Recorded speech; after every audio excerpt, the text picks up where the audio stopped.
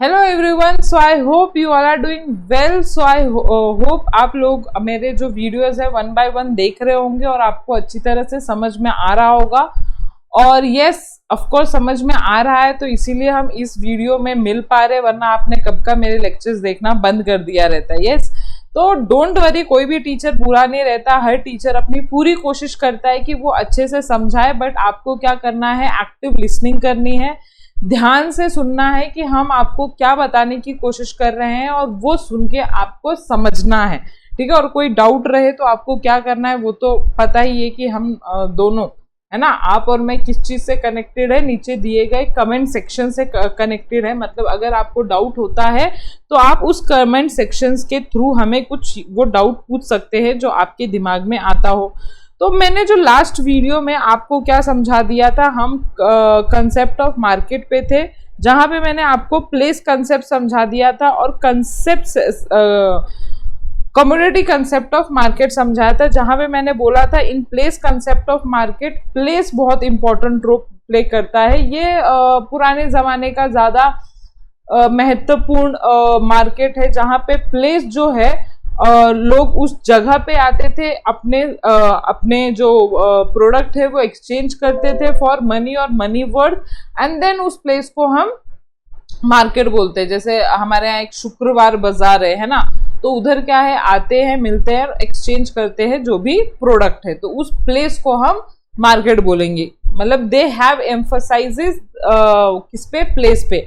Now commodity concept किस पे emphasise करता है, not place but the process of buying and selling. मतलब जहां पे ये प्रोसेस हो रहा है, बाइंग एंड सेलिंग, आपके घर पे हो रहा है बाइंग एंड सेलिंग, किसी सी ओशन पे हो रहा है बाइंग एंड सेलिंग, उसको प्लेस से मतलब नहीं है कि एग्जैक्टली उधर लोग इंटरमीडियरी जो सारे लोग हैं मिलते हैं, वैसा कुछ नहीं है इसमें। इधर है कि जहां पे ये प्रोसेस हो रहा है बाइंग एंड सेलिंग का, वहां पे हम उसको कमोडिटी कंसेप्ट ऑफ मार्केट के हिसाब से उसे मार्केट बोलेंगे। नाउ थर्ड हमें अच्छे से समझना है कि थर्ड क्या बोलता है, एक्सचेंज कंसेप्ट है वो ऑफ मार्केट। मतलब कि इधर एक्सचेंज पे ज्यादा फोकस किया हुआ है। मतलब कि जो बाइंग एंड सेलिंग है वो कैसा होना चाहिए, वो फ्री, इधर लिखा हुआ है फ्री कंसेंट से होना चाहिए। What do you mean by free concept?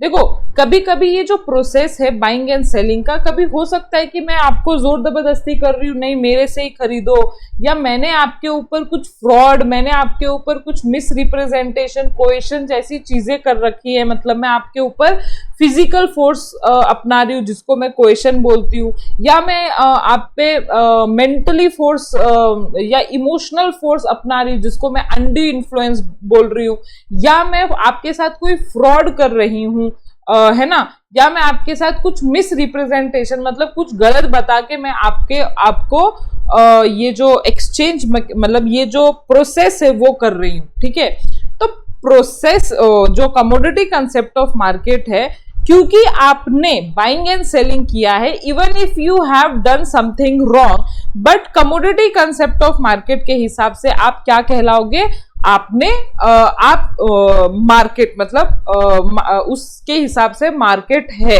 ना, मतलब क्योंकि आपने वो प्रोसेस किया है बाइंग एंड सेलिंग का। बट अगर आप एक्सचेंज कंसेप्ट ऑफ मार्केट के हिसाब से देखोगे तो उधर बोला हुआ है कि ये जो एक्सचेंज है, ये जो प्रोसेस है, बिकॉज वो फ्री नहीं है, फ्री मतलब म्यूचुअल ट्रस्ट उसमें नहीं है, उसमें कुछ चीजें हैं जो नहीं होनी चाहिए थी उस प्रोसेस में, जैसे कि कोएशन हो गया, है ना, अनड्यू इन्फ्लुएंस हो गया, फ्रॉड हो गया, मिस रिप्रेजेंटेशन हो गया, ऐसी कुछ चीजें मिली हुई है, तो एक्सचेंज कंसेप्ट ऑफ मार्केट के हिसाब से वो मार्केट नहीं कहलाएगा, क्योंकि एक्सचेंज कंसेप्ट जो है वो प्रोसेस होना चाहिए, बाइंग एंड सेलिंग जो है प्रोसेस, बाइंग एंड सेलिंग होना चाहिए, बट वो बाइंग एंड सेलिंग क्या होना चाहिए, इन एडिशन फ्री कंसेंट से होना चाहिए। फ्री कंसेंट मतलब ना ही उधर कोई फिजिकल फोर्स चाहिए, ना ही उधर कोई मेंटल फोर्स चाहिए। मेंटल मतलब मैं आपकी टीचर हूं और एज अ स्टूडेंट आप मेरी तो बात मानोगे ही मानोगे, तो मैं आपको मेंटली फोर्स कर रही हूं कि आप ये चीज खरीदो ही खरीदो, तो उसको हम बोलते हैं अनड्यू इन्फ्लुएंस, फ्रॉड, ये भी एक फ्री कंसेंट ना होने का वन ऑफ द रीजन है, या मिस रिप्रेजेंटेशन। तो वो सारी चीजें जब उस प्रोसेस में नहीं मिली रहती हैं, तब मैं बोलती हूं एक्सचेंज कंसेप्ट ऑफ मार्केट के हिसाब से उसको मार्केट, कि जहां पे आप ये सारी चीजें ना करके आप वो प्रोसेस बाइंग एंड सेलिंग का कर रहे हो, तो हम उसे बोलेंगे कि वो मार्केट है। समझ में आ गया? मैंने बहुत डिटेल में अच्छी तरह से समझाया है। Now area concept of market किस चीज पे फोकस करता है? वो बोलता है जो प्राइस फिक्स कर रहा है, बायर एंड सेलर जो है वो प्राइस फिक्स कर रहा है, जहां पे भी वो प्राइस फिक्स कर रहा है फ्री कंसेंट से, जहां पे कोई जोर जबरदस्ती नहीं है, उसको हम एरिया कंसेप्ट के हिसाब से मार्केट बोलेंगे। देखो, the area concept of market is relating to exchange concept, मतलब ऊपर का क्या है, बाइंग एंड सेलिंग होना चाहिए, एक्सचेंज होना चाहिए, है ना, चाहे वो बार्टर सिस्टम के थ्रू हो या नॉन बार्टर सिस्टम के थ्रू हो, बट उधर फ्री एसोसिएशन होना चाहिए। देन उसमें मतलब इसके हिसाब से कमोडिटी कंसेप्ट ऑफ मार्केट के हिसाब से प्रोसेस भी होना चाहिए, फ्री प्रोसेस होना चाहिए, फ्री कंसेंट प्रोसेस होना चाहिए, एंड देन वो सारी चीजें किस चीज के लिए होनी चाहिए? For fixing the price of goods for buying and selling. समझ में आया? वन बाय वन एडिशन कर रखा है उस चीजों में। Now the price fix between buyer and seller implies in certain area only, ये कहीं कहीं पे ही होता है। In this concept not necessary for buyer and seller to meet in person.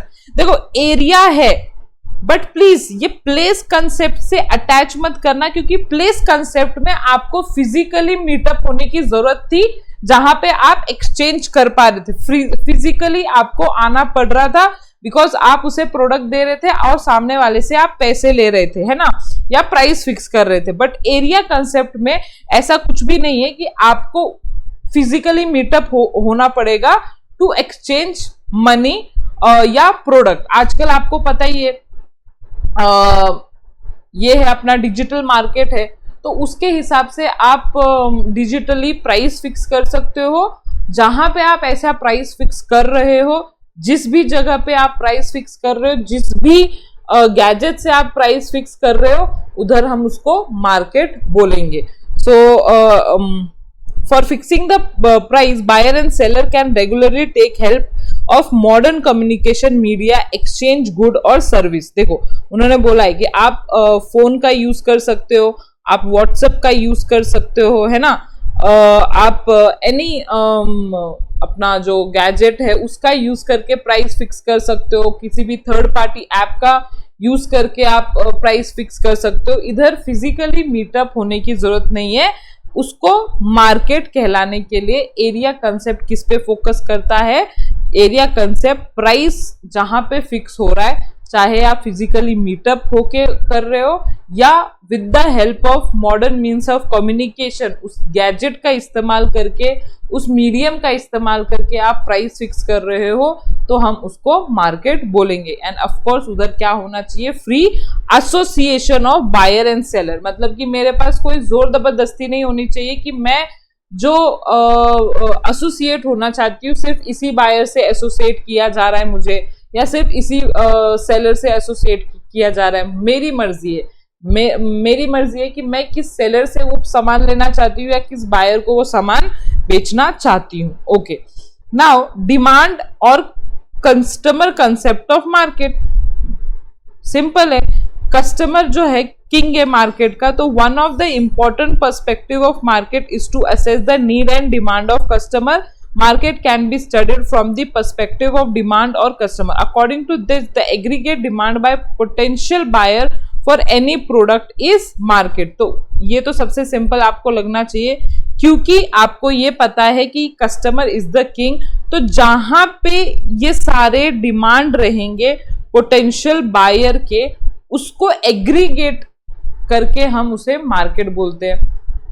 मतलब जहां पे डिमांड रहेगा, जैसे कि for example it is not कि आपको वो चीज मतलब दिखनी चाहिए, मतलब जो भी प्रोडक्ट का डिमांड रहेगा उसे आप मार्केट कहोगे। जैसे आजकल किस चीजों का डिमांड है? मोबाइल फोन, तो उधर डिमांड है उधर लोग अपना जो कस्टमर इज द किंग, तो वो सारी चीजें खरीद रहे हैं अपने फ्री चॉइसेस से, अपनी मर्जी से, तो उसको हम मार्केट बोलेंगे। समझ में आया? तो सिंपल है, जहां पे कस्टमर को इंपॉर्टेंस दिया जाता है फॉर डिमांडिंग, फॉर उनका पर्सपेक्टिव, उनकी पर्सपेक्टिव लेके उनके डिमांड को फुलफिल किया जाता है, तो हम उसको मार्केट बोलते हैं। ओके, नाउ स्पेस और डिजिटली कंसेप्ट ऑफ मार्केट, तो ये अभी आया है जब आईटी इंफॉर्मेशन टेक्नोलॉजी आया, तब space and digital concept of market आया। एंड सिंपल है, पहले आप लैपटॉप के थ्रू, फोन के थ्रू कुछ भी चीज मतलब पहले जो था वो पॉसिबल नहीं हो पाता था, बट आज आप फेसबुक से कुछ खरीदते हो, है ना, मतलब इंस्टाग्राम से भी कुछ खरीद रहे हो, या अमेजोन से कुछ खरीद रहे हो, या समथिंग, हर जगह पे ही मार्केट आपको दिखेगा, जहां पे आप डिजिटली कुछ भी ऑर्डर कर सकते हो और उसके लिए पेमेंट कर सकते हो। So new and sophisticated e commerce portal, mobile application make buying and selling easy and convenient for buyer as well as seller. So the communication media like telephone, mobile, computer, internet have made direct contact between customer and seller. It is easy for customer to have a quality, feature, price, terms and condition of the product of any company. तो आप घर बैठे कोई भी product के जो ये सब चीजें हैं, quality, features, price and terms and condition, वो डिस्कस करके आप वो प्रोडक्ट को ऑर्डर कर सकते हो। तो फिर अगर वो चीज हो पा रही है आज के डिजिटल मीन्स ऑफ कम्युनिकेशन से, या डिजिटली वो चीज आप कर पा रहे हो, तो उस चीज को हम मार्केट बोलते हैं अपने space and digital concept of market के हिसाब से। So digital market can be defined as market which uses IT for buying and selling of the product or service and facilitate communication of quality, features, price and terms and concept among them. तो उन्होंने easy बोला हुआ है कि market वो है digital and space concept के हिसाब से जो आईटी को यूज कर रहा है buying and selling of the product, और जो पॉसिबल करवा रहा है कि वो चीज कम्युनिकेट भी हो जाए, जैसे क्वालिटी। जैसे आपने देखे होंगे कि जब भी आप कोई प्रोडक्ट खरीदते हो तो आप क्या चेक करते हो, रिव्यूज चेक करते हो।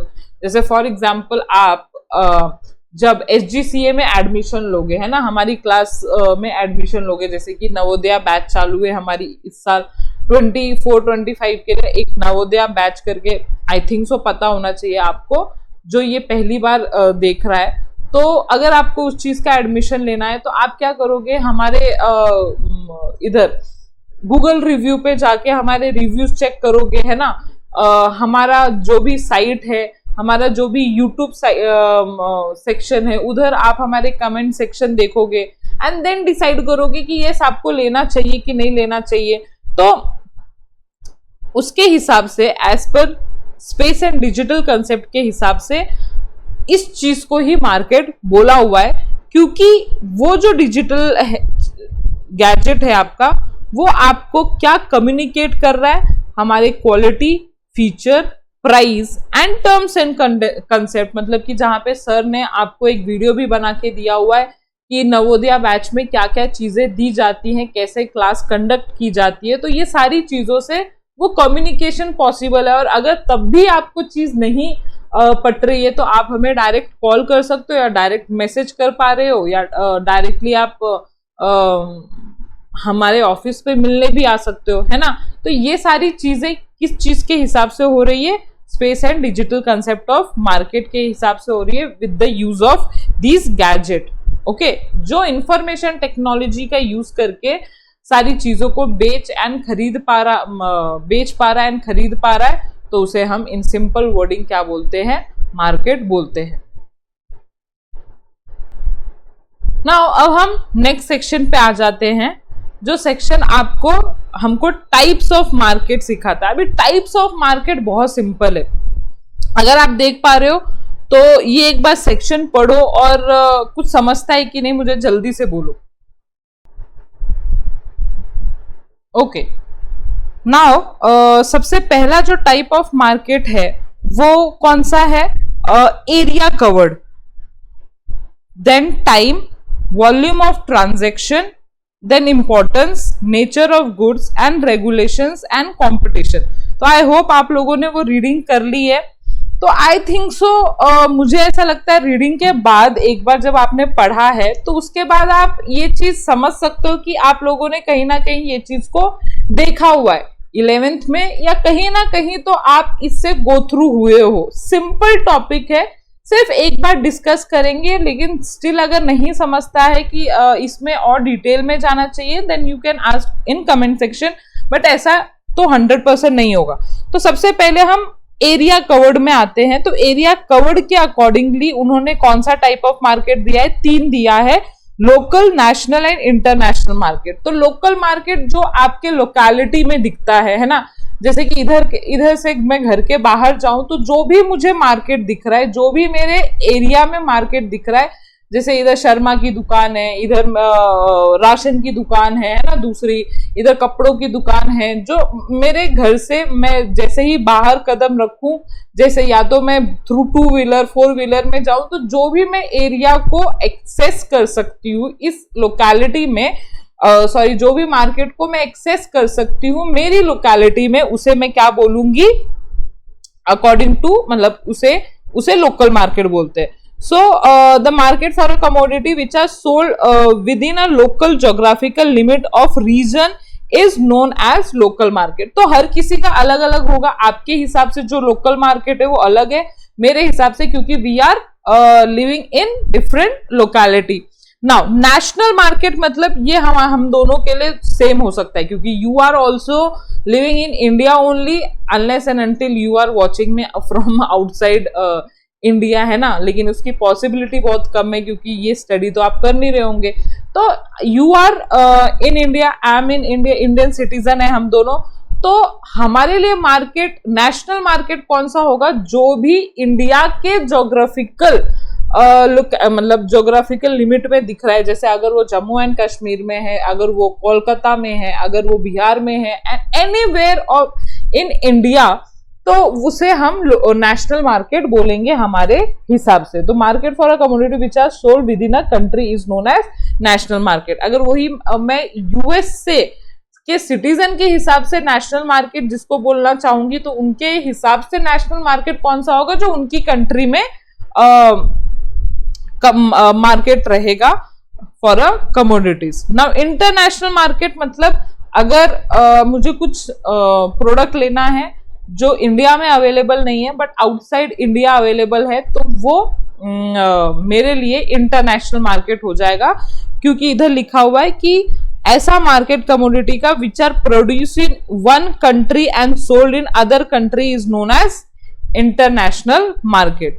ओके, सो मतलब ऑफकोर्स अगर मैं जापान से कुछ टेक्नोलॉजी, कुछ चीजें खरीदती हूँ तो वो प्रोड्यूस उधर हुआ है, बट सेल किधर किया जा रहा है, इंडिया में, तो वो मेरे हिसाब से इंटरनेशनल मार्केट हो गया, एंड उनके हिसाब से भी इंटरनेशनल मार्केट, बिकॉज प्रोड्यूस हुआ है, वो सेल किधर कर रहे हैं, इंडिया में कर रहे हैं। ओके, समझ में आया शायद आपको। Now on the basis of time, time के हिसाब से मार्केट क्या होता है, तो कुछ मार्केट ऐसे होते हैं जो बहुत शॉर्ट पीरियड के लिए एग्जिस्ट करते हैं, मतलब उसमें जो प्रोडक्ट रहता है वो जल्दी आपको बेचना पड़ता है, अदरवाइज वो चीज खराब हो जाएगी। पेरिशेबल नेचर के जो खासकर गुड्स होते हैं, जैसे वेजिटेबल्स हो गए, फ्रूट्स हो गया, मिल्क हो गया, या कोई भी डेयरी प्रोडक्ट हो गई, तो ये सारी चीजें जो होती है वेरी शॉर्ट पीरियड वाले प्रोडक्ट रहते हैं, जो फ्यू आवर्स ही टिकते हैं, ज्यादा से ज्यादा डे या एक दिन तक टिक पाते हैं। In this type of market perishable goods such as vegetable, fruits, milk product are sold. Now short period market मतलब कि इतना भी छोटा नहीं बट इतना भी लंबे तक नहीं टिकता, जैसे कि स्वीट्स हो गए, है ना, कहीं ना कहीं मैं बोल सकती हूँ 5-6 दिन तक तो टिकता ही टिकता है। कुछ ऐसे फेस्टिव सीजन के चीजें हो गई, जैसे अभी फॉर एग्जांपल हमारे यहाँ गणेश चतुर्थी आने वाला है ना, तो उधर जो गणेश के आइडल्स बिकते हैं, गणेश मूर्तियां बिकती है ना, भगवान जी के मूर्तियां बिकती है, तो वो हर मतलब पूरा साल नहीं बिकते रहते, बिकॉज उसका कोई मार्केट नहीं रहता, बट वो फेस्टिव सीजन, वो फेस्टिवल के लिए वो चीज बहुत इंपॉर्टेंट रहती है। तो उसको हम बोल सकते हैं short period market. So this type of market has a existence for a short period, namely weekly बोल सकते हो आप, वीकली मार्केट या फेस्टिवल मार्केट, है ना, मार्केट ड्यूरिंग फेयर्स. जैसे मसाले भी आप इसी में शॉर्ट पीरियड में ही आप ले सकते हो. स्पाइसेस जो होते हैं ना, तो वो स्पाइसेस भी एक वीक तक, तो वीक नहीं मतलब 20 डेज तक टिकते हैं वो. तो वो ना ही वेरी शॉर्ट पीरियड में जाएगा ना ही लॉन्ग पीरियड में जाएगा, वो शॉर्ट पीरियड मार्केट में आएगा. सो पेरिशेबल और semi durable goods are sold in this market. Now long period market are जैसे वॉशिंग मशीन हो गया, any electronic gadget you can take under this long period market. तो this type of market has a existence for long period. In this market durable commodity which is generally non perishable natures are sold. ठीक है, okay. Now on the basis of volume of transaction. Now volume of transaction मतलब कि ऐसा market जो कितने volume contain करता है. जैसे आप मुझे, अगर मैं आपके साथ शेयर करूं तो ये ऑलरेडी आपने डिस्कस किया होगा 11th में, होलसेल एंड रिटेल, है ना. तो होलसेलर कौन होता है? जो लार्ज क्वांटिटी में लेता है एंड थोड़े से स्मॉल क्वांटिटी में रिटेलर को सेल करता है ना.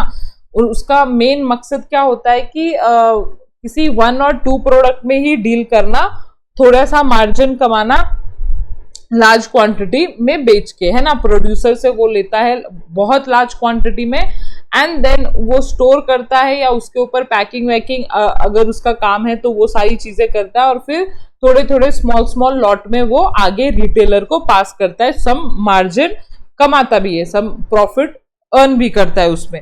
तो वॉल्यूम कैसा है इसका? लार्ज क्वांटिटी वॉल्यूम है, इसीलिए वो वॉल्यूम ऑफ ट्रांजैक्शन के हिसाब से कौन से मार्केट में है? होलसेल मार्केट में.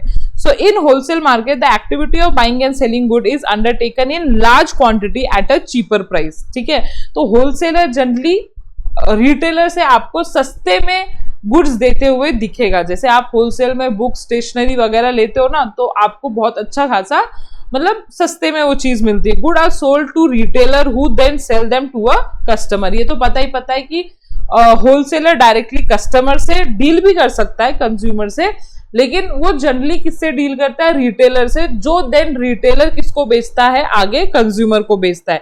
It refers to a market for a bulk purchase and sale of goods. In such markets, seller are known as wholesaler and buyer are known as retailer. तो जिसको वो बेचता है वो रिटेलर, और जो बेच रहा है होलसेलर इस मार्केट में. Now retail market. अब रिटेल मार्केट में कौन लोग आते हैं? रिटेलर, जो जनरली होलसेलर से रिटेल में उठाते हैं. रिटेल मतलब स्मॉल क्वांटिटी, वॉल्यूम उनका जो रहता है जनरली होलसेलर से कम वॉल्यूम रहता है, और ये जो थोड़े हाई प्राइसेस में सेल करते हैं कस्टमर को, जनरली ऑन एमआरपी, है ना. जनरली ऑन एमआरपी ये सेल करते हैं, मतलब मिनिमम रिटेल प्राइस पे ये सेल करते हैं स्मॉल क्वांटिटी में. Retail market is a market where retailer sell good directly to a consumer in a small quantities. तो ये आप लिख सकते हो, retailer sell at high price generally at minimum retail price. ये ऐड कर सकते हो अपने एक्सप्लेनेशन में. नाउ नेक्स्ट मार्केट कौन सा है? On the basis of type कौन सा है? On the basis of importance. ठीक है, इंपॉर्टेंस मतलब कि primary market, secondary market and terminal market, जिसको हम ये टर्शरी मार्केट भी बोल सकते हैं. नाउ प्राइमरी मार्केट वो मार्केट है जो सीधा फार्म से उठ के वो आया है. अगर आप नोटिस करो तो जैसे वेजिटेबल होते हैं, फ्रूट्स होते हैं, या कोई रॉ मटेरियल जैसे पैडी हो गया, पैडी मतलब राइस जिसपे धान है ना, जिसपे अभी तक वो जो छिलके हैं ना वो निकले नहीं है, तो वो किसी को लगते हैं, मतलब कोई ओकेजन्स पे लगते हैं. तो जहां पे ऐसे गुड्स आए हैं जो अभी फार्म से कल्टीवेट होके आपको डायरेक्टली बेचे जा रहे हैं, उस पर कोई प्रोसेसिंग नहीं हुई, फर्दर कुछ मैन्युफैक्चरिंग नहीं हुई है, तो उस मार्केट को हम प्राइमरी मार्केट बोलते हैं, है ना.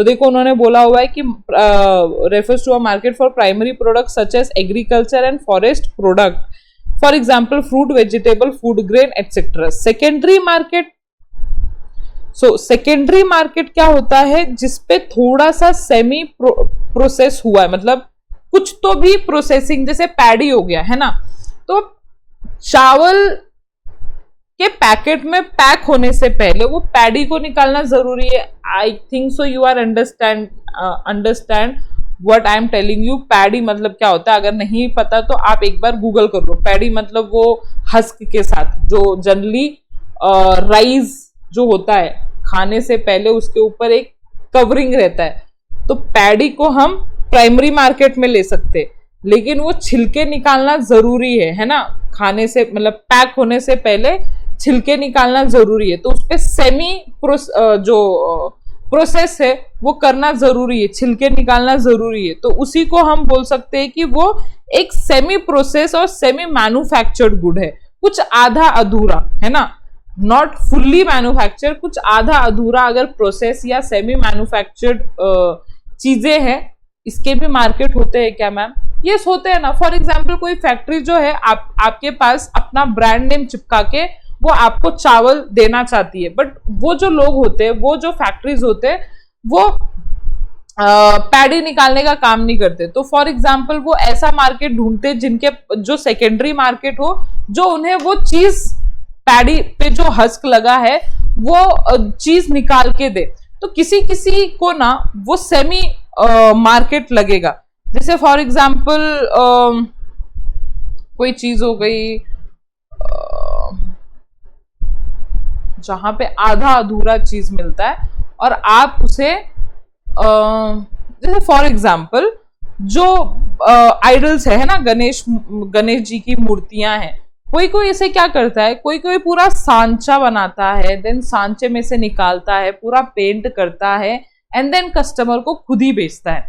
बट कोई कोई लोग क्या होते हैं कि ये जो सांचा है वो सिर्फ सांचे के थ्रू आइडल बना के रखते हैं, है ना, और वो फिर आगे आइडल को बेच देते हैं, है ना, वो सेमी प्रोसेस है, उसे कस्टमर तो लेगा नहीं, लेकिन वो लोग लेंगे जिनको पेंट करना आता है, जो पेंट करेंगे उस आइडल को और देन कस्टमर को बेचेंगे। तो ये जो सेमी प्रोसेस्ड, सेमी जो आइडल बने हुए हैं, जो सिर्फ व्हाइट व्हाइट दिखता है ना, उसका भी मार्केट होता है क्या मैम? ऑफ कोर्स होता है ना। तो वो जहां पे मिलता है उसको हम बोल सकते हैं सेकेंडरी मार्केट है, मतलब सेमी मैन्युफैक्चर, सेमी प्रोसेस जो गुड्स होते हैं वो मार्केट को हम सेकेंडरी मार्केट बोलते हैं। और जहां पे अल्टीमेट कंज्यूमर आएंगे, ऐसे लोग जो अपने लिए खरीदने के लिए आए, आगे फॉरवर्ड करने के लिए नहीं, आगे बेचने के लिए नहीं, तो ऐसे मार्केट को हम टर्मिनल मार्केट बोलेंगे, जो अल्टीमेट कंज्यूमर को दिया जाता है, जो actual user of the product है, मतलब वो पेंट किया हुआ जो आइडल्स रहेंगे गणेश जी के, है ना, वो जहां पे बिक रहा होगा उस मार्केट को हम टर्मिनल मार्केट, टर्मिनल मतलब एंड मार्केट बोल सकते हो। टर्मिनल मतलब क्या होता है? एंड मार्केट, जहां पे अल्टीमेट यूजेस के लिए चीजें बेची जाती है। समझ में आया? पक्का पक्का। Okay, now on the basis of nature of the goods, so commodity market and capital market. अभी देखना कमोडिटी मार्केट क्या होता है, जहां पे आपको गुड्स, मटेरियल एंड प्रोड्यूस बिके, जैसे कि कंज्यूमर गुड्स हो गया एंड इंडस्ट्रियल गुड्स हो गया। मतलब अभी पहले मैं दूसरा वाला ले लेती हूं, कैपिटल मार्केट। कैपिटल मतलब जहां पे आपको फंडिंग मिलती है, ऐसा मार्केट जहां पे आपको फंडिंग मिलती है। जैसे फॉर एग्जांपल मैं कोई बिजनेस कर रही हूं, तो अब बिजनेस करने के लिए मेरे पास पैसे हो भी सकते हैं और पैसे नहीं भी हो सकते। अगर है ठीक है, मैं मेरी सेविंग से काम चला सकती हूँ, तो ठीक है, मैं वो अपना पर्सनल शॉप ओपन कर रही हूँ, मैं वो मेरा पर्सनल सेविंग यूज करूंगी।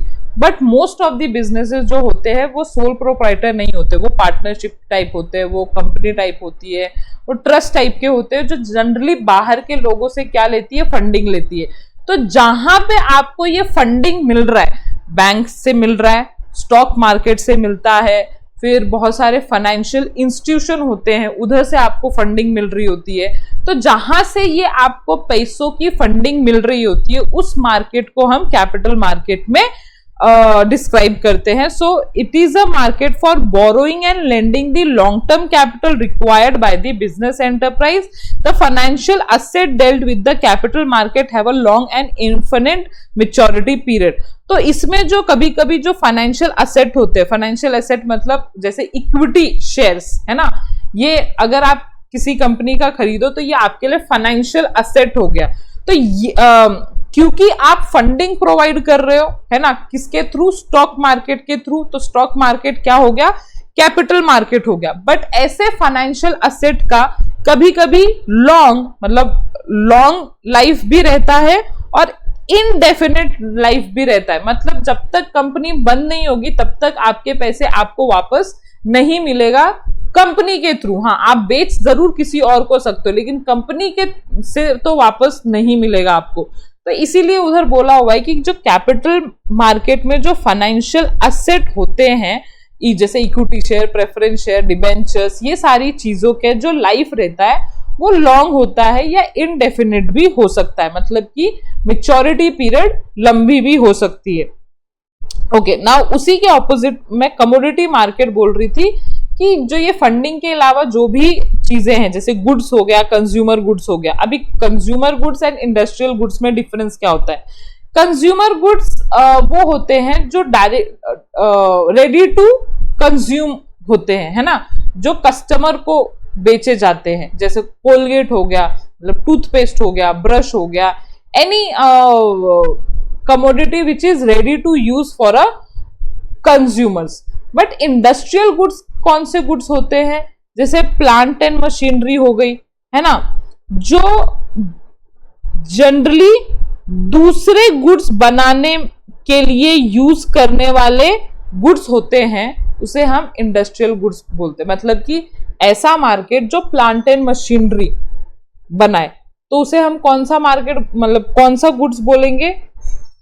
इंडस्ट्रियल। वो प्लांट एंड मशीनरी कौन सा गुड है? इंडस्ट्रियल गुड्स है ना।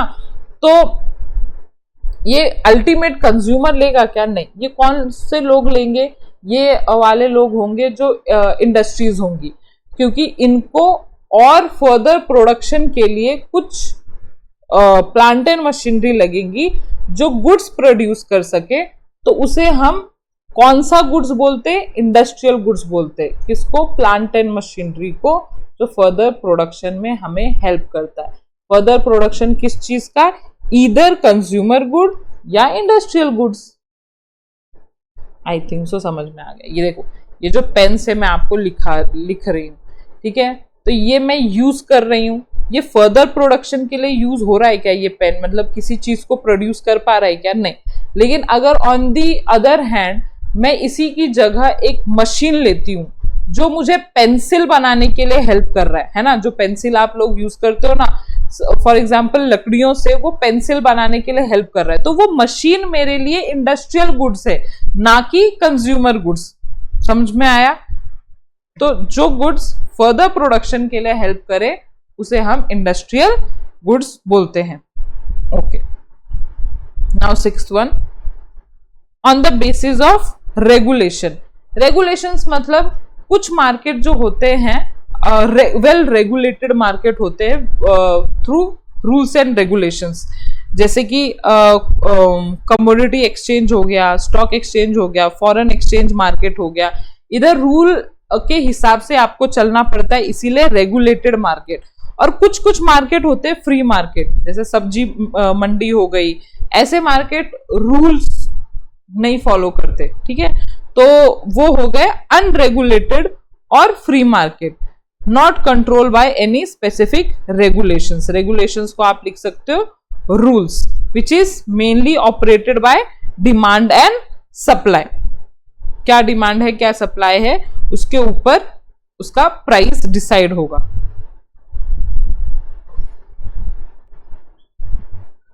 नाउ लास्ट मार्केट देखेंगे on the basis of competition.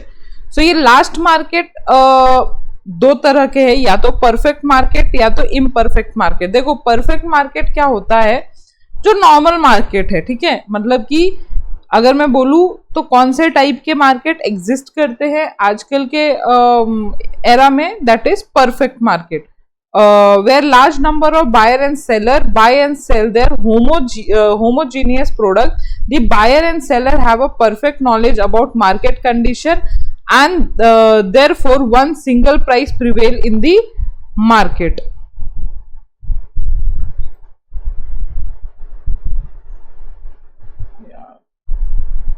Okay, sorry, एक चीज करेक्ट करना, मैंने अभी आपको एक थोड़ी देर चीज पहले बोली कि आजकल के एरा में कौन से मार्केट मिलते हैं, परफेक्ट मार्केट मिलते हैं, ऐसा मैंने बोला, लेकिन ऐसा नहीं है, इट इज इम्परफेक्ट मार्केट जो आजकल के एरा में पाए जाते हैं। देखो, क्योंकि ऐसा मार्केट मिलना जहां पे सब कौन से प्रोडक्ट बेच खरीद रहे हैं, होमोजीनियस प्रोडक्ट। होमोजीनियस मतलब जिसको हम बोल सकते हैं सेम प्रोडक्ट, ऐसा नहीं है सेम प्रोडक्ट, थोड़ा सा डिफरेंशिएटेड प्रोडक्ट तो रहता ही रहता है। मैं जो चीज बेच रही हूँ हो सकता है वो सिमिलर नेचर का है, बट थोड़े डिफरेंस तो रहेंगे। और किसी के पास ऑफ कोर्स एकदम परफेक्ट नॉलेज तो नहीं होता है मार्केट कंडीशन का, और वन सिंगल प्राइस तो प्रिवेल नहीं करता है। अगर आप देखोगे तो एमआरपी जो रहेगा हर एक प्रोडक्ट का, जैसे कि फॉर एग्जांपल वीवो का सेम वर्जन और आप अगर ओप्पो का सेम मतलब जो नेचर या आप बोल सकते हो सेम फीचर के जो मोबाइल है, उसमें ही क्या रहते हैं, अलग अलग प्राइसेस रहते हैं। तो ऐसा नहीं है कि होमोजीनियस प्रोडक्ट आपको मिल जाए, है ना, जहां पे परफेक्ट नॉलेज है प्रोडक्ट के बारे में, ये भी बहुत मुश्किल होता है, और वन सिंगल प्राइस वो चीज में मिले वो तो और ही मुश्किल है। सो परफेक्ट मार्केट एक्चुअली सिर्फ इमेजिनरी मार्केट है कि जहां पे सब एक होमोजीनियस प्रोडक्ट टाइप बेच रहे हैं, वन सिंगल प्राइस प्रिवेल कर रही है और सबको उस प्रोडक्ट के बारे में एकदम अच्छी तरह से नॉलेज है। ऐसा मार्केट होना बहुत मुश्किल है। नाउ कौन से टाइप ऑफ मार्केट में आप रह रहे हो या डील कर रहे हो, that is imperfect market. Imperfect market जहां पे by a market imperfection such as single seller maladjustment in demand and supply हो सकता है, imperfect knowledge on the part of buyer and seller हो सकता है।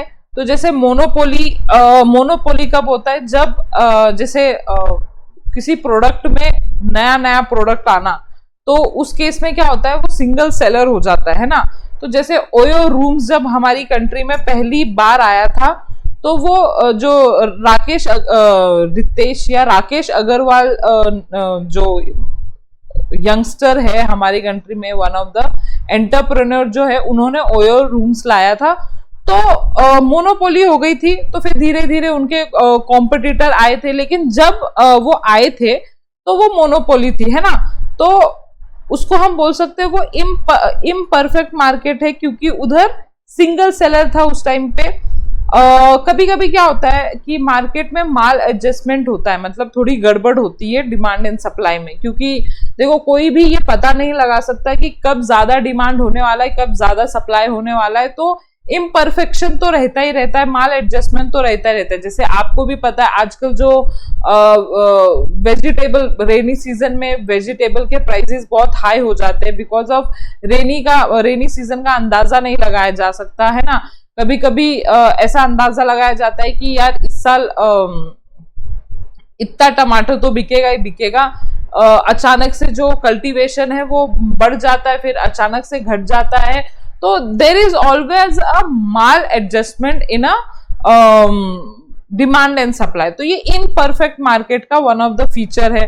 फिर हमेशा ऐसा रहता है कि बायर को भी आधी नॉलेज कभी कभार होती है उस प्रोडक्ट के बारे में, या सेलर को आधी नॉलेज होती है। तो ये सारे जो चीजें हैं, है ना, ये जो फीचर है, वन सिंगल सेलर हो, माल एडजस्टमेंट इन डिमांड, ये होता ही है, ये नॉर्मल थिंग है इम्परफेक्ट मार्केट में, जो आजकल का मार्केट है जनरली। सो वही चीज हम देखेंगे, इम्परफेक्ट मार्केट कितने पार्ट में डिवाइडेड है। मोनोपोली मतलब जहां पे सिंगल प्रोड्यूसर है, सेलर है, और मेनली वो कंट्रोल कर रहा है मार्केट को। तो मैंने एग्जांपल दे दिया था, देखो जैसे कब कोई चीज नई आती है तो थोड़े टाइम के लिए जो वो नया प्रोडक्ट लेके आया है वो मोनोपोली में आ जाता है। फिर लेटर ऑन बहुत सारे कॉम्पिटिटर आ जाते हैं, फिर वो मोनोपोली निकल जाती है, बट तब तक वो उस प्रोडक्ट का जो कंट्रोल है वो इंजॉय कर रहा होता है, मतलब मार्केट में। So there are no close substitute for the product, monopoly control the supply and can fix the